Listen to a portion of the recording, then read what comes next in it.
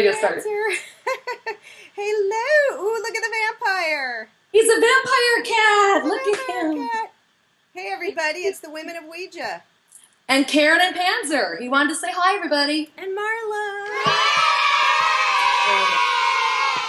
All right. So we wanted to chat about using the board as a stepping stone. Because what do you mean by that, Marla? Well, for example, sometimes I get tired of being on the board. It can be exhausting, and I just have been wanting to channel directly and get the messages downloaded without being on the board. And guess what? I was able to do it! Finally, for the first time after a couple of years. I was using the board the other day, and I just was like, you know what? Because sometimes I can hear what's coming up next anyway, and I thought I'm just going to give it a try. And I said to my angel Mirth, I said I want to try, and I was sitting in front of my laptop, and I said I'm just going to place my hands on the keys and see what comes. I opened up a Word document, a blank page, and it came. Everything came, and I just let it. I relaxed and kind of got out of the way and let the messages flow. That's great. This is a form of channeling. That's what the board is. The board allows you to do a form of channeling. And so sometimes people start there, or they may start with journaling as a way to channel. They may start with just receiving messages and sharing them out loud, verbally talking them or writing them. Or in Marla's case, she's tapping on a keyboard. In the olden days, they used to type it out on a typewriter. Ruth Montgomery was one person that did that for years. So you can use any kind of tool, even automatic writing, as a stepping stone to go more direct. And so I think that was Marla's goal. That's my goal as well.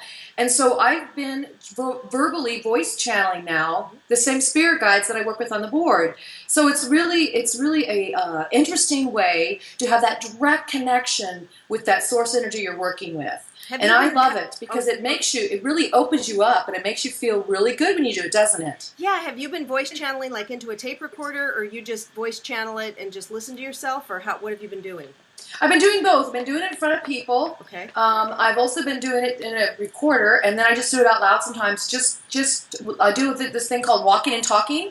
I do my walks where it's a meditative walk, and I let them talk, and I talk out loud. Oh. So I'm letting them speak, but I do it in front of people as well, and I do it for myself, and I'll record it sometimes. But it's really, I know who it is, and they come through and tell me, but it's a really quick, direct way to get the same messages I get through the board, and they become even more profound and a lot longer because now we're not losing any items in the translation, right? You're not losing any of the download because it's coming directly through the keyboard, it's coming directly through your mouth, your head, and there's nothing in between. So you're not losing the filter of a tool, which is what, a Ouija board is. Like, it's a filter, it's a tool. And so remove the tool, you become kind of, I call myself the walking Ouija board. That's what it becomes.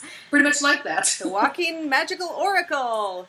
That's it. Well, yeah, and I like it because the board, sometimes you're kind of hunched over. Maybe my lower back will start to hurt, or I'll get tired, so this just takes all of that out of the equation. And I got so much more information, and I'm just loving it. I'm just going to take it farther and farther, and so I think that's now pretty soon we'll just have the Ouija boards as just decorations like you have there or on the wall. We won't even be using them, but we'll always love them. Yeah, I have such an affinity and affection towards the board. It really got me all these years. It kind of kept my finger on the pulse of the paranormal or the metaphysical or spiritual. Yeah. It was my direct link back to the other realms. And so I'll probably never leave it, but I do have them. I have 15 on the wall, and I have the rest sitting around on coffee tables. And this one back here is my original, my favorite. And I'll still use them, but now with the channeling, the direct information coming through, it's just a whole nother dimension of allowing source wisdom to come through, and it just the messages are so much more complete now. They're lovely. They can go on for paragraphs and pages now beyond what I could ever do in a 5-hour session. And we can write books or add the information in our books.